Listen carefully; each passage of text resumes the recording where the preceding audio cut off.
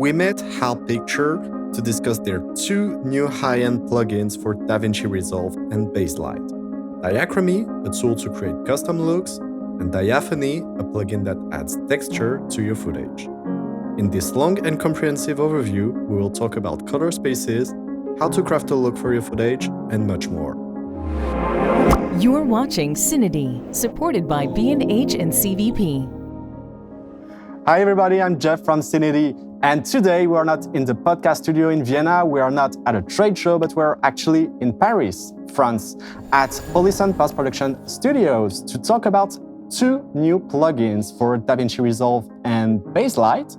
And today I'm with Martin, Olivier, and Paul from HAL Pictures. Can I let you guys introduce yourself? Yeah, sure. So I'm Paul. I'm a cinematographer. I've been a cinematographer for about 5 years. And I'm one of the founding members of HAL Picture, which is a research and department for the image processing here at Polisson.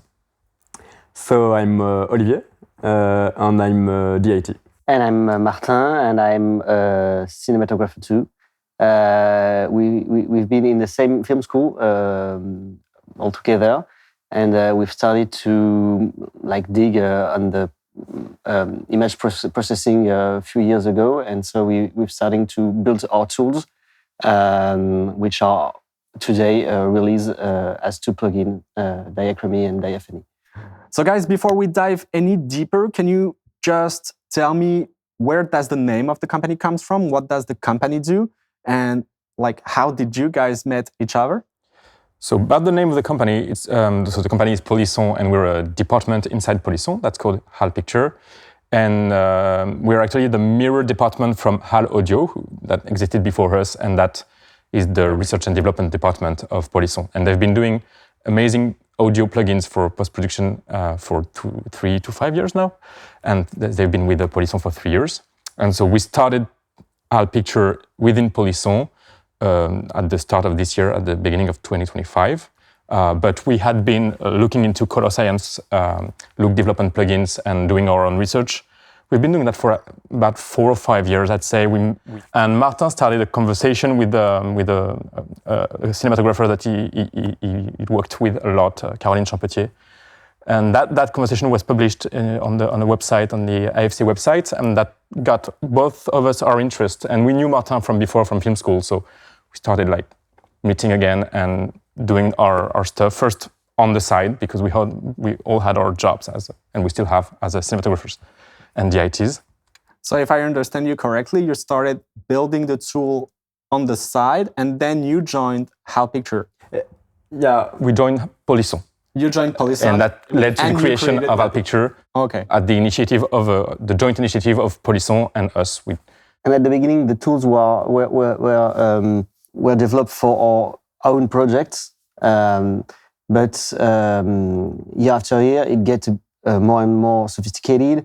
And so friends of us, DPs, directors, ask us to colorists, of course. Ask us to sell the plugins or rent the plugins, and so we decided to make it a real product with Polisson. Okay, great. So you guys are launching not one, but actually two new plugins for DaVinci Resolve and Baselight. So we have Diachromie, which is a color grading plugin, and Diaphanie, which we could call an effect plugin. Why did you choose to name each plugin like that? Because obviously both names are quite similar.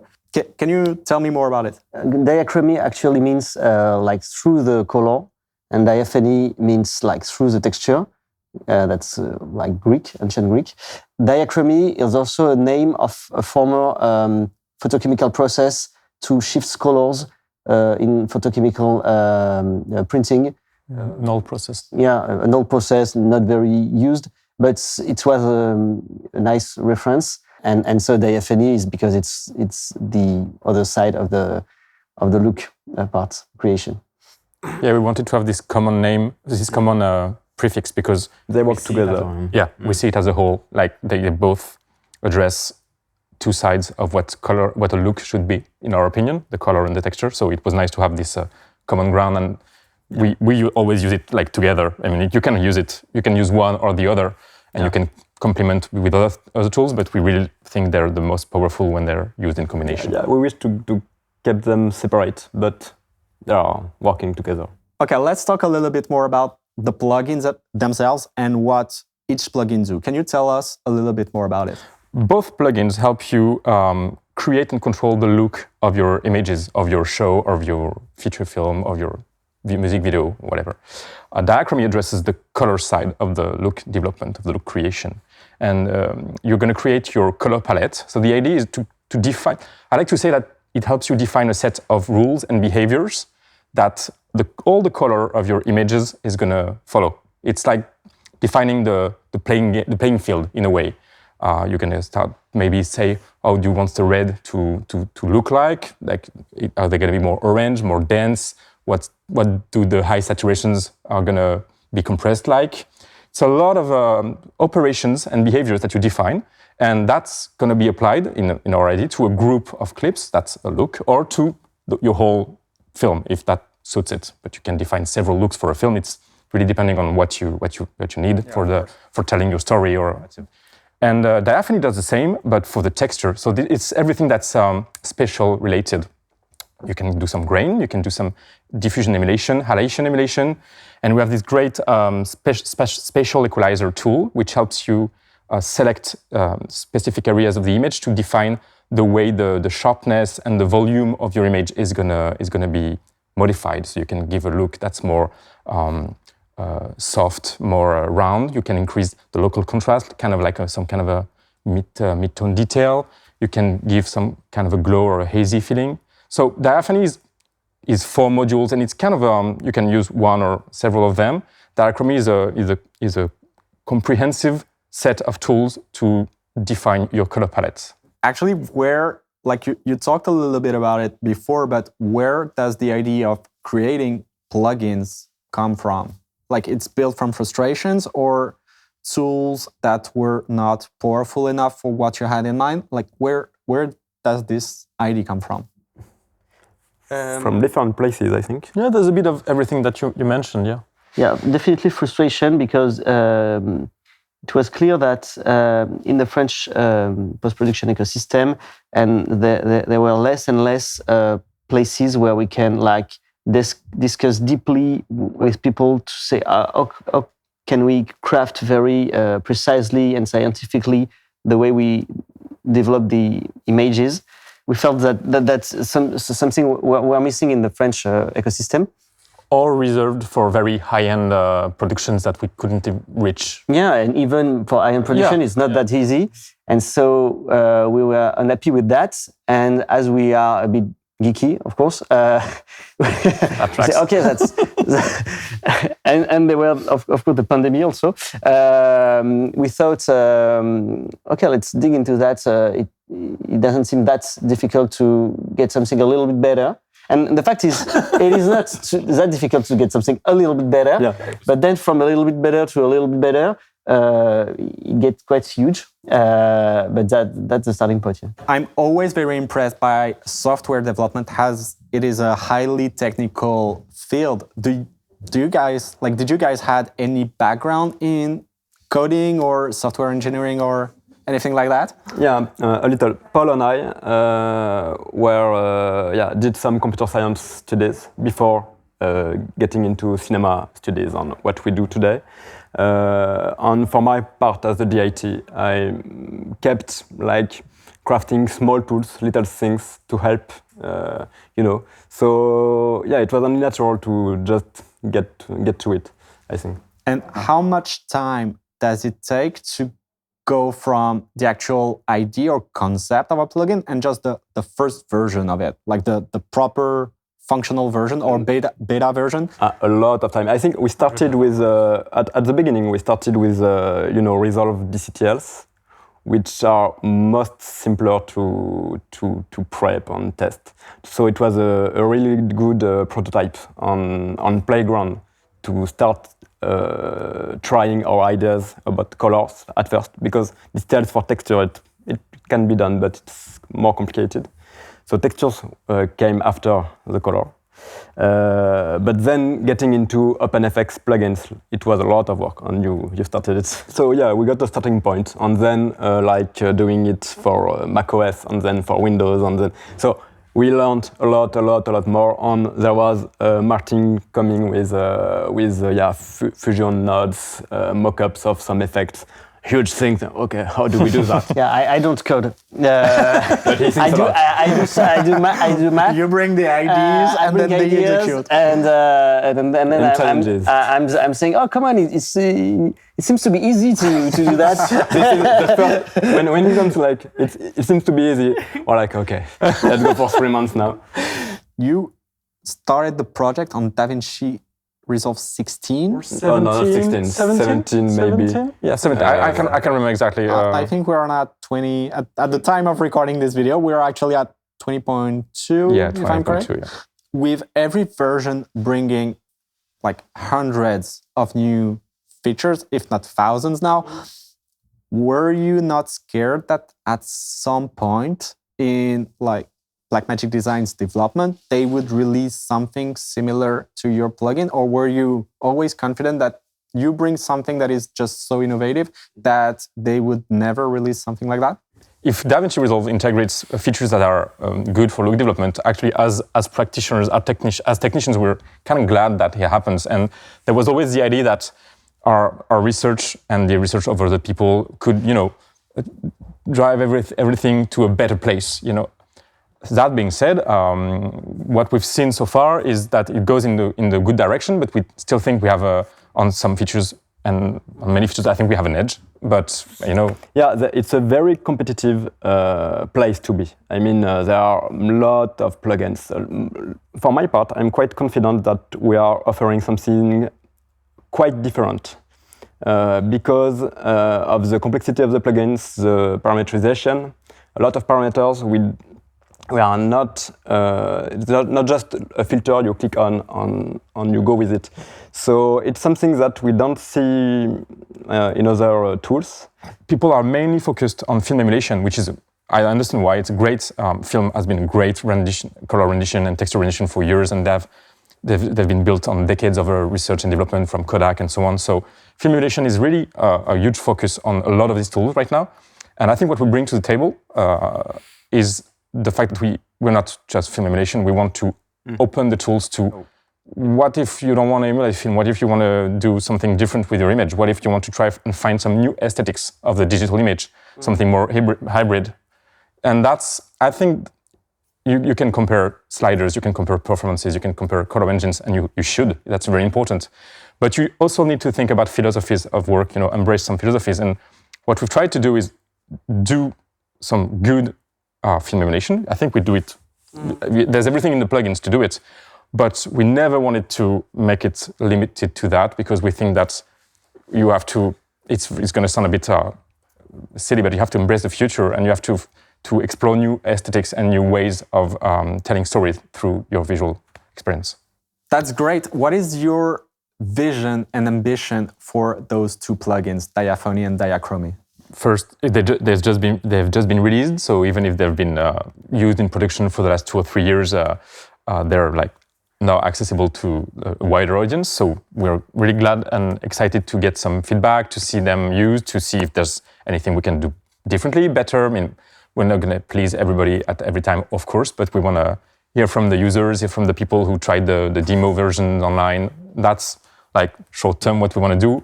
The idea is to be part of the conversation about how we process images, how we create looks, how we make the digital development of images evolve in the near future, and sharing our knowledge and getting into the conversation about how color science, color management, color spaces, and we do that already because we have edited a lot of pedagogical content online. We've posted YouTube videos where we talk, of course, about Diachromie and Diaphanie, but we try to make it not only about the plugins, but about how do you process images, what is a look. And we want to really share and get some knowledge out there because we feel like we learn that way and we want to, be part of the conversation. For example, as DOP and practitioner, we are very tired about mysticism. There's a lot of mysticism about all kind of stuff, cameras, lenses, software, Black boxes, where you don't know what happens. lighting. And it's very important for us to have a very clear communication, make transparent tools. So yeah, Diachromie and Diaphanie are really the front of the shop here. But for my part, I'm very excited about what will be around, what will the articles. We are working with a color scientist called Antoine for a few months now, and so he helps us a lot also to talk about all the challenges we met, because also mystification, I think, is not very honest, because it's like, oh, it's easy, look, I did that. But no, it's not easy. Like, yeah. Diachromie and Diaphanie will never be like massive a tool for everybody, because they are quite complex and it's really for a certain type of project. And you have to embrace the philosophy of behind them. Yeah. And so maybe we'll do some simplest tool in the future. We start from where we are, which is like a feature film and stuff like that. But we're definitely interested into craft smaller tools too. We actually have a lot of ideas, and we need to put them on a roadmap and see what's what. But 2026 is looking very exciting. That actually leads me to another question, which is, who did you design those plugins for? Like owner-operators, beginners, colorists, like high-end post-productions?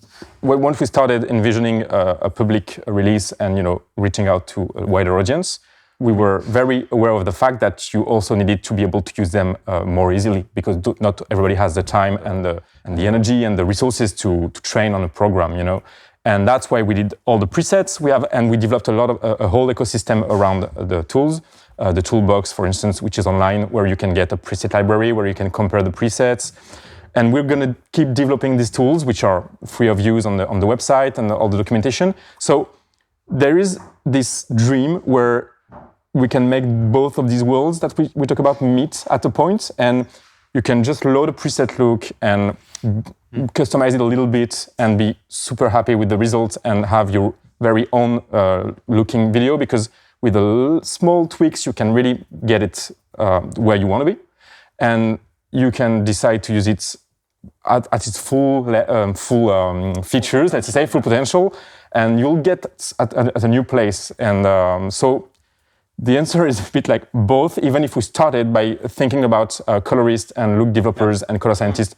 And we heard from several persons of different experience and jobs and so on, which were like, that helps me get some way to talk about the image that is not just global and vague. That gives me vocabulary, that gives me a way to break down the image parameters into blocks that I can get my hands around. And so I know that when I see that image, what I like about it is more the color tone curves. I like it, but I'm not very interested by the saturation. They really like, by using the plugin, some people really like the way they could get a better understanding of what is an image. What the look is in a global.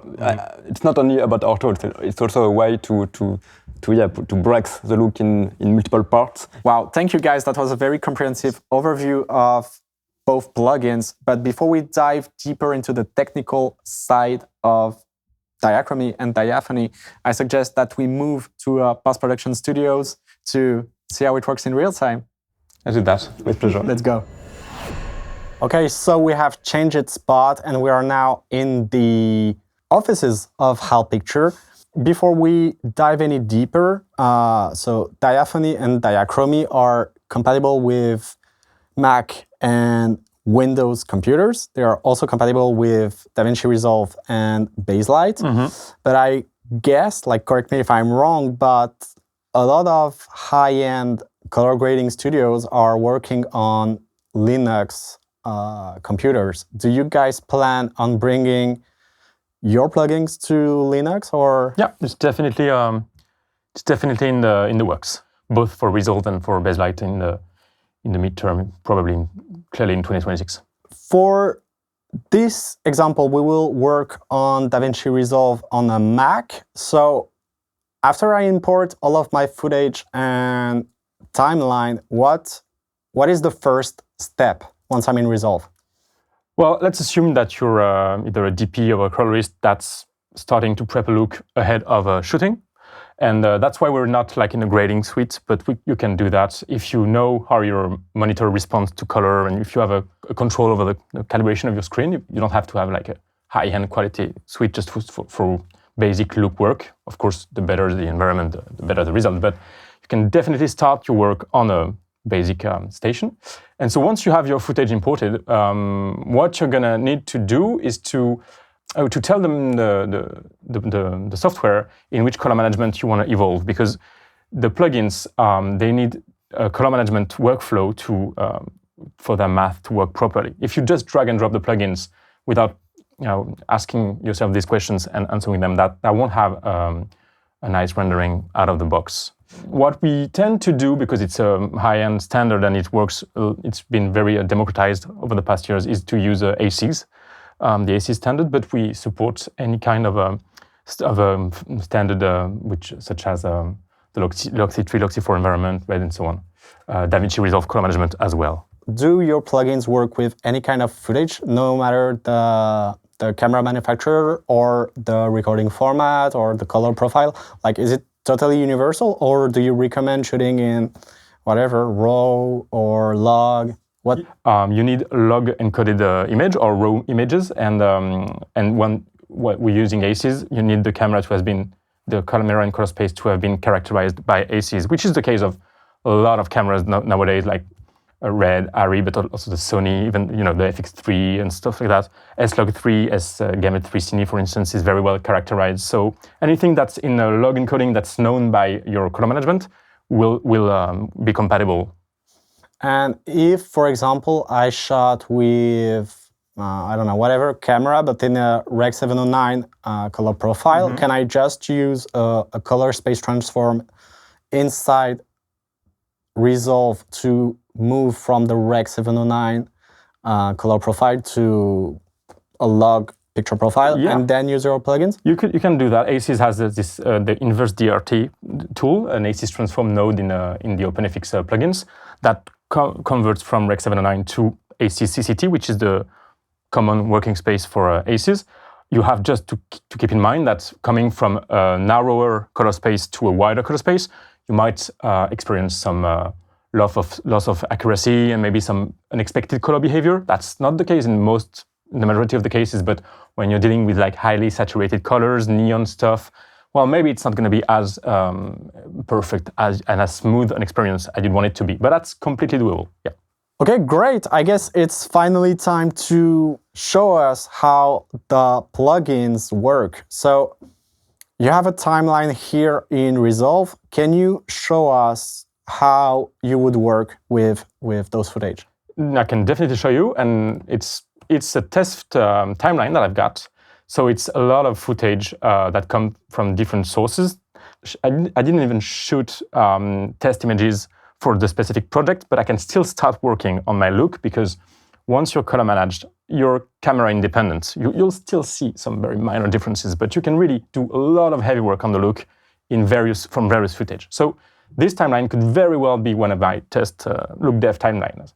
And what I want to do first is make sure that everything is properly color managed. So just very quickly, my timeline that I can see here. So I did all my setting in the timeline settings, but you can do that in the project. Of course, it's exactly the same.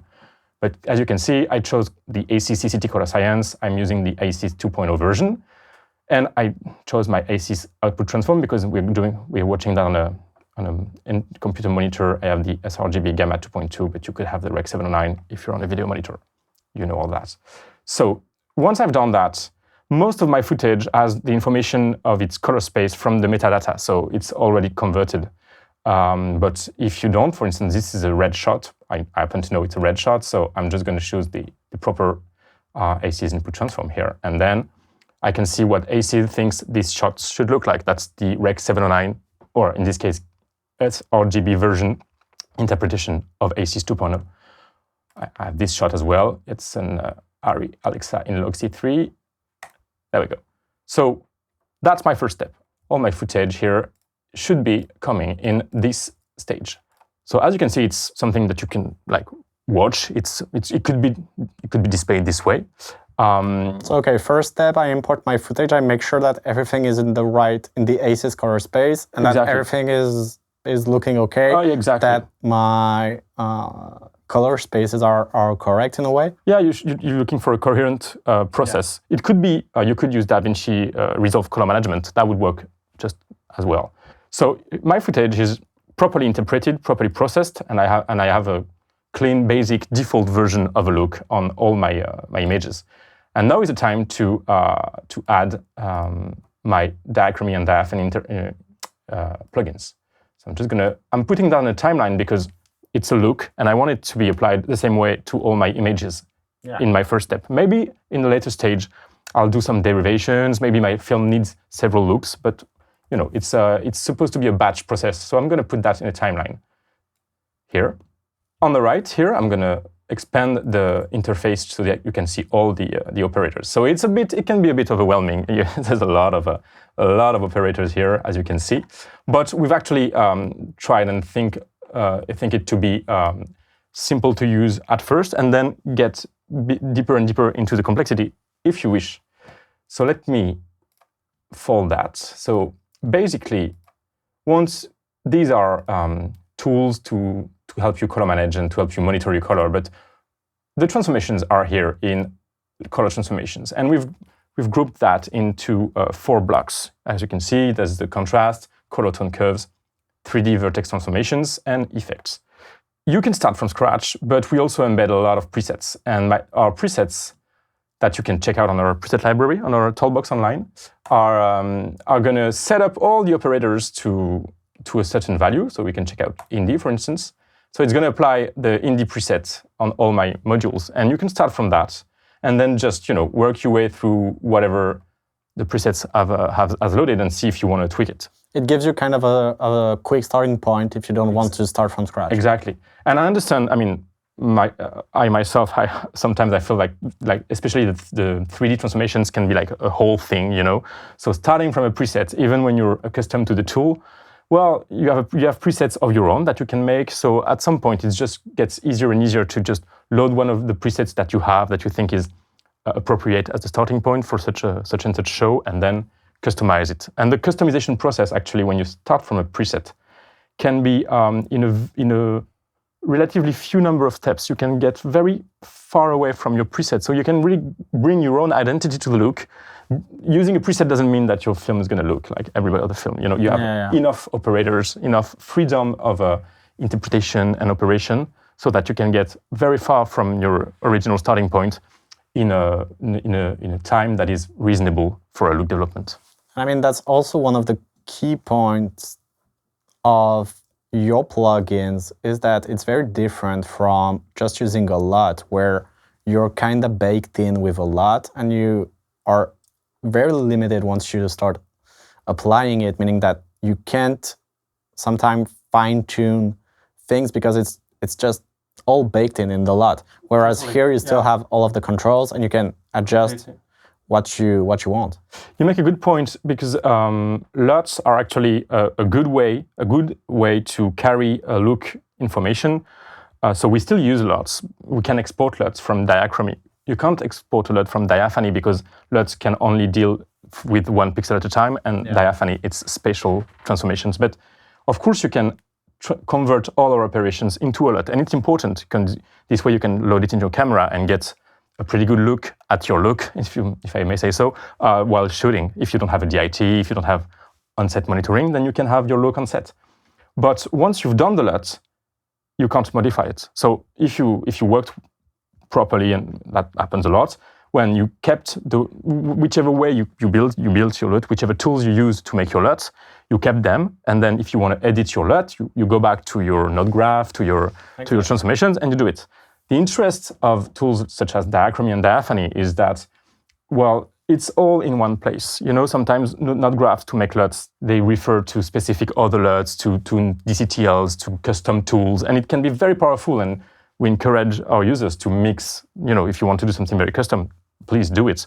But sometimes it gets easy to be a bit lost about what you did maybe 2 weeks, 4 weeks, 6 weeks ago, 6 months ago, before starting shooting. And then you come back to color grading, and you're like, okay, well, I remember doing that, but I can't remember which node does what and why this does, and in which color space should I be? I mean, that happened to me a lot before using more coherent tools. So LUTs are really not like a bad thing, but it's the way you make them, the way you document them, and the way you transmit them to the lab, to the colorist, and so on, that can be problematic. And with such a tool, you can just export a preset wherever you want, and then if it's just an XML file, so it's like a couple of kilobytes, all the information of your look is there, and maybe 6 months later, when you're in color grading, you import back your preset. Maybe you did several versions, and then you can go back to something you liked a couple of days ago, and it kind of makes it way easier to have an history of your look and to make it evolve without fearing breaking something. Okay, great. So that's the general workflow, I would say, and then it's just about digging into the modules. And I'm not going to go deep dive because we have have to cover a lot of bases. But basically, you have your contrast operator, so you can draw a contrast curve, and I can monitor it here. So my contrast module will allow me to apply some contrast to my tools, to my image. Sorry. Okay, so basically the curve that we see on the left side of the monitor is the actual contrast you're applying to the image, right? Yeah, you have, of course, your basic Rec. 709 transformation from ACs or Resolve, whatever, will apply a contrast to your image. Your log has been contrasted. So that's the extra modification of contrast that the plugin is creating. And it's math. It's only one function, and all the operators are parameters of this function. So there's no slicing of the image. Everything is smooth and continuous. So you can move your contrasts around here, and once you're satisfied with that, you can change the way the whites are going to collapse or not. Same way for the black here, and then you can shape the shoulder and shape the shoulder here. So if you want a hard roll-off or a soft roll-off, same for the toe. And we implemented a mid-push that helps you give some more space around the faces, the place where the faces, the skin tones are. And we have several tools like that you can do. Just a quick question, because since Diachromie and Diaphanie are supposed to be applied after the first color correction part, yes, which means that you probably already adjusted the exposure, the contrast, the saturation, the white balance, and you apply your plugins once your shots are all balanced. Yeah. Does it make sense to adjust the contrast before I apply I see what you mean. Diachromie, or should I just adjust the contrast in Diachromie? I see what you mean. It's really a question of thinking shot by shot or look. Is the modification of contrast something you want to see applied to all your images? In that case, it's a look operation, and it should go in Diachromie or in whichever tool you're using for the look. And if it's something that if the contrast is off in this shot in particular, then it should go in the balancing. And thank you for reminding me that I didn't talk about the balancing of the shot. When you do a look, if your look is strong, is committed, has a lot of color casts, a lot of tinting, a lot of weird specific color behaviors, it will look weird more easily if you don't balance properly your shot. What I mean by that is that the default Rec. 709 looks that the manufacturer provide with the cameras, they're really strong, and they're made to work well with a lot of situations so that they don't break easily.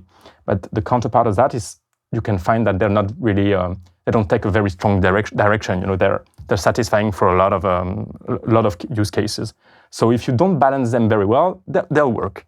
When you do bold choices in your looks, well, then if you have like an image that's really, really tinted in the greens, for instance, if when you exposed it, it had already a bit of green cast, for instance, it's going to look really off. So whatever you're doing in looks, you always have to ask yourself the question: is my problem with what I'm seeing just this image, or is it the whole look? Okay. If it's just the image, maybe your image is not properly balanced. Maybe, for instance, I have this look here, and I'm applying it here, and maybe it's a bit maybe too yellowish, but it works well on other shots, I think. And I think most of my shots are well balanced. So maybe this one, I'm going to have to go to the clip, which happens before the look, as you said. And I'm going to have to compensate a little bit for its temperature color, because it was actually not exactly at the spot I wanted. Also, for instance, this one I feel that it's a little bit underexposed, so I'm gonna offset it a bit because I feel that it's more here that I want it. And if I only did my look operations on this shot, well, I would have corrected my look, and all my other shots would have been a bit too blue or a bit too overexposed. So it's really a question of, is it whole my shots or is it shot by shot? Okay, great. So after the contrast adjustment, what is the next step inside Diachromie? Okay, so I'm going to load a good preset of contrast so that we have a healthy basis. There you go. Well, then next you're going to move to the color tone curves. And the color tone curves are a way to inject color into the highlights, the midtones, and the shadows. So you can visualize them with the curve here. So if I inject some saturation, you can see how it's going to split the highlights here. You can also check out the color tone targets. And this, from the shadows to the highlights, is the color I'm going to inject into the image. So that's pretty neat to fix your hue here. So I can change the hue, and I can I'm just doing some ample moves so that you can see it on the screen, but this is changing the color that I'm injecting in the highlights, and you have the same settings for the lowlights and the midtones, and so you can change the quantity of color you're injecting. You can protect the neutral zone here if you don't want the midtones to be too much affected. You can protect that. It's kind of an offset. You have the same on the other side. You can protect the very highlights. Very useful in HDR, where you get your specular lights can be way too tinted. You can work in a subtractive behavior, like injecting the color will actually decrease the brightness of the image. And you have the same set of settings for highlights, midtones, shadows, and a global tinting if you want to really cast your whole image. Yeah. And you can see that we have a lot of different presets in the color tone curves here. And when you load a preset from the module here inside, you just change the module that you're loading it in. So you can load, for instance, indie preset for the color tone curves, but my contrast is still earthy pastel. So you can there's a lot of modularity involved. You can export a preset just because you like its contrast. And then when you import it just for the contrast. And then you can, customize, mixing presets and stuff like that. Great. So that's the second part of our look building. And then you get into the big one. So I'm going to try and cover it just in surface, because you have to. That's where the learning curve is the steepest, I would say. Okay. It's also the most powerful tool. It's the 3D transformations. And it's a way to transform the color volume that you often get displayed as a cube, vertex by vertex. So, there's a vertex per color: red, green, blue, yellow, magenta, and so on. And you can actually visualize that. So this is our cube, okay? And it's been already transformed by the color tone curve and the contrast. So if I disable the color tone curve and the contrast, this is my cube without any transformation.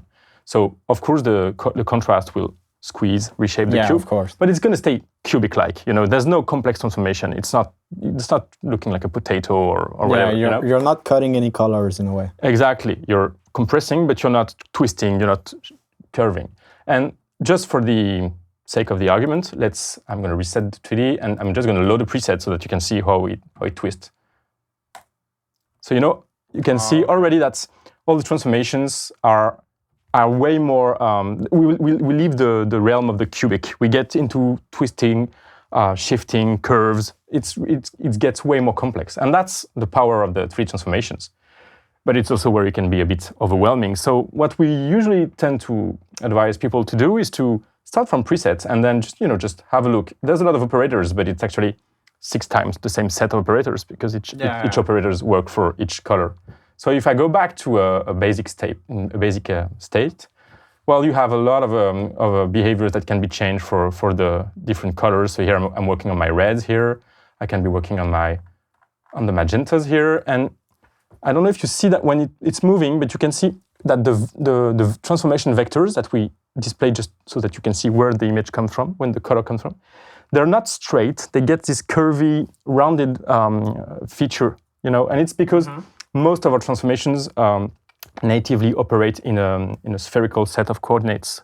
We transform this cube into a sphere, and which means the math that we apply to it they get this kind of organic feel. You know, it's less. Yeah, you don't have any blocking or. You have less blocking. We also have a very powerful smoothing algorithm that gets applied on top of that, and which means that a lot of the problems that you could have with overlapping of the colors, the way that you go from one vertex to another, just completely gone. And that helps a lot when you want to build a look, because a look has to be robust. It has to behave without glitches, without aberration, without unexpected behaviors in front of a lot of situations. Yeah. And you want to have the most possible situations in your test footage, but you'll never cover like the whole world, you know. Yeah. And so that's the way we design our math, is to address that as best we can. And there's always a way to break a look. Like, I'm really not saying it's 100%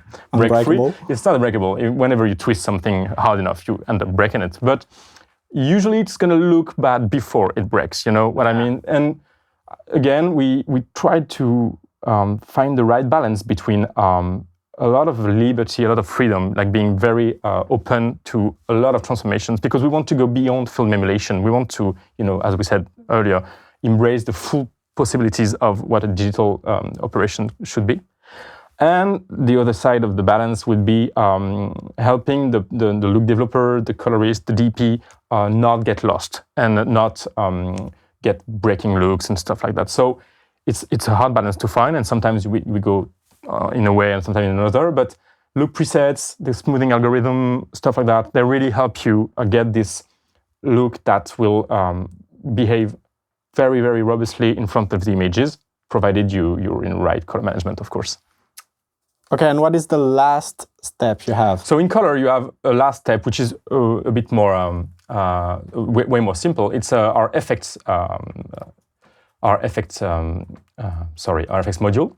And for now, it's just a bleach bypass, because it's a place where if we have some fun ideas to, you know, some crazy behaviors we want to operate, it's more like a multi-tool in a toolbox of effects that's just easily applied. It's less complex than what we've seen before, and we have a bleach bypass that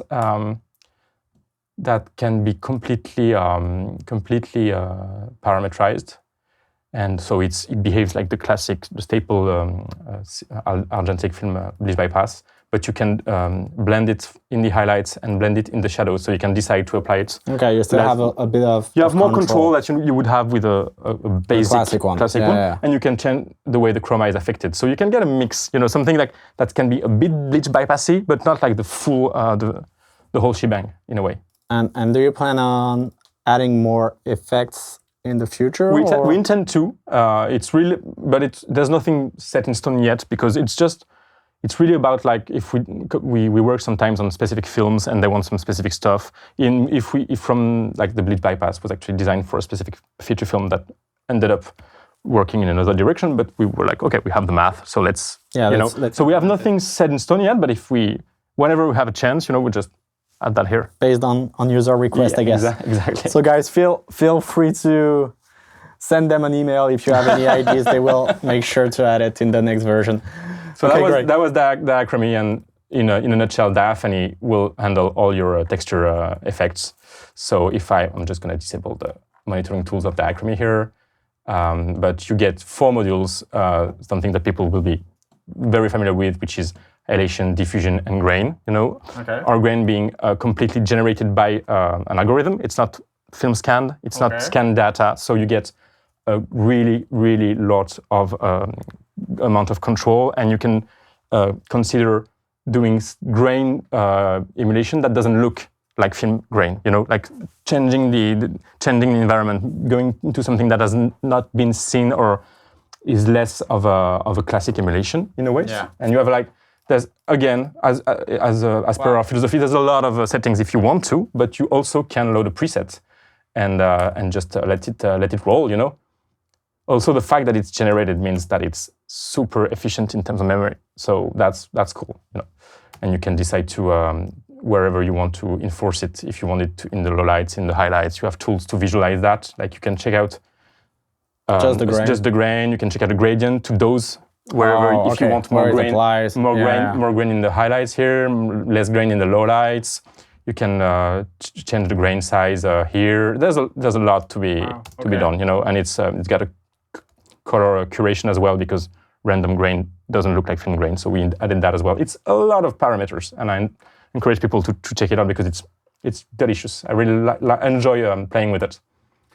And you get the diffusion, which is like your classic diffusion emulation, where you can just you have created filters mix that look like the filters that you could put, you know, the brand of filters you could put in front of the camera.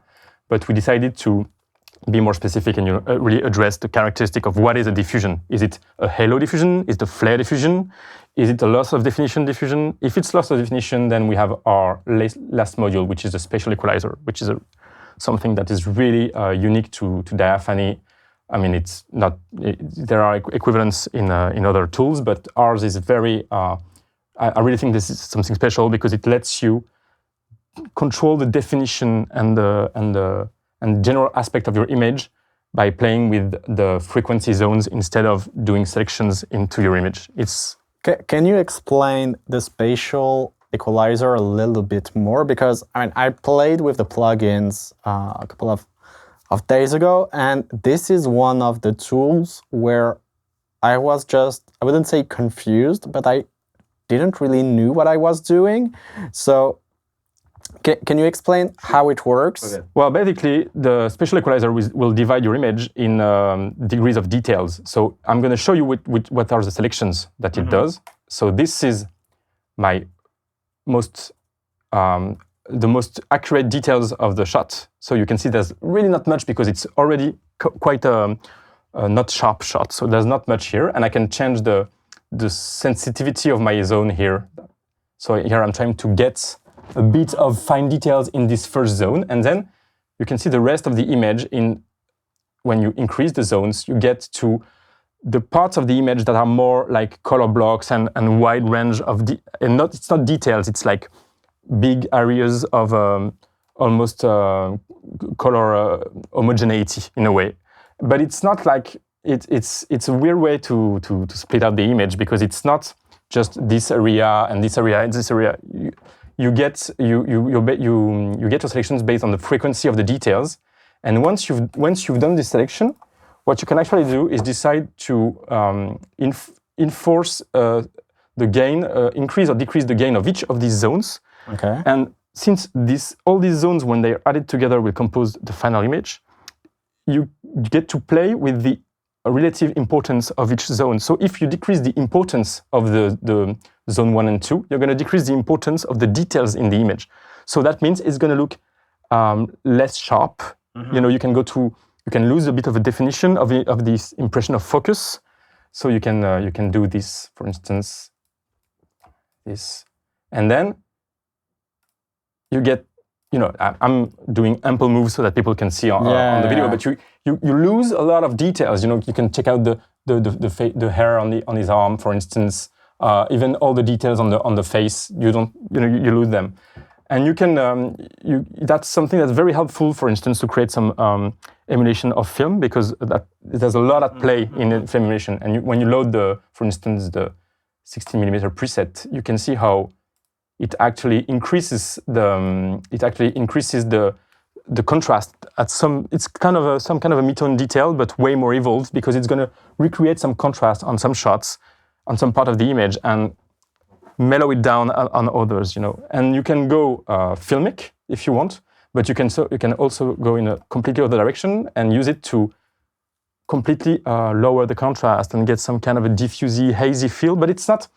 It's not a diffusion. It's more playing with the relative definition of the image. And it gets, it's one of my favorite tools to use when I'm doing texture. I've almost in my own personal practice as a DOP, I've almost dropped grain and diffusion whenever the product is suited for it because I think it's got this very smart, elegant way of reshaping the definition without having the feeling that you're always trying to emulate an emulsion, and so you get less of a vintage look and more of a well-defined but classy look of a modern inspiration. Great, thank you very much. I guess it was a very comprehensive overview of plugins. Yeah, whenever you get me going, I'm just. Now let's conclude somewhere else. Have a drink and talk about pricing, availability, everything we didn't talk about yet. Yeah, definitely. Okay, great. So if we now talk business, what are we looking at in terms of pricing and availability? Well, everything is on our website, on our store. You have options to rent out at the monthly subscriptions, quarterly, yearly, and then there's a perpetual license for those who like that. Every license has at least 2 seats. That's the minimum. You can add more if you want. And price-wise, Diachromie or Diaphanie solo is like €70 per month or 500 a year. And if you get both, it's 125 a month, 850 yearly. And the perpetual licenses, it's 1100 for one and 1950 for two. And then you have like the quarterly options and so on. But that gives you a good idea of the range, the price range. Okay, so these are clearly very high-end plugins, and you're clearly on the high end of the spectrum. Mm-hmm. May I ask why you price them like that? I think it's a very good question, and we tried to find the right balance between affordability and pricing them for what they actually, cost in terms of development. And we want to have a working space here in HAL Picture when we can keep doing research and development, keep creating tools and software, and we're just trying to find the proper balance. And everybody's going to have an opinion on the price. And when we reached out to a lot of people just to get a feeling of that before we chose our price, we really heard like everything. Like some people were like, that would be too expensive for us as an individual. Some would be like, well, if you wanted to look serious for studios and so on, it can't be less than that, and it's even maybe a bit on the low end of the spectrum. And we think that with the possibility to subscribe on a monthly basis, on a quarterly basis, and not necessarily buy the license full-time, that gives you an option to try out for a specific show, for a specific feature. You can do your development during a month and then just export your monitoring LUTs, and then when grading, do another renting. So of course it's less comfortable than just having the product, but I think you can find ways, and we really wanted to price it at its right value, basically. And I know it's really hard to put a price on stuff, but I think that's a fair price compared to the work there is, the color science, the intelligence there is in it. And if we want to have something sustainable in the future, I think that's where we want to be. Okay, so if someone wants to try the plugins, is there a demo available on your website, or is there a way to try the plugins? And also, what are the limitations of the trial version? There's a demo version available. You can request it on our website on each page, Diachromie and Diaphanie. And there's all the features. It's watermarked, but you don't have a lifetime. Like it's not a 7 days or 5 days. You can keep it. It's watermarked, and you can't export LUTs from inside our bundle. But except for that, there's everything. Great. Thank you very much, guys, for thanks for having me here, having a full tour of the software, having a full tour of the facilities. It was a very comprehensive overview. Thank you. Thank you guys for watching. I hope you enjoyed this format of video.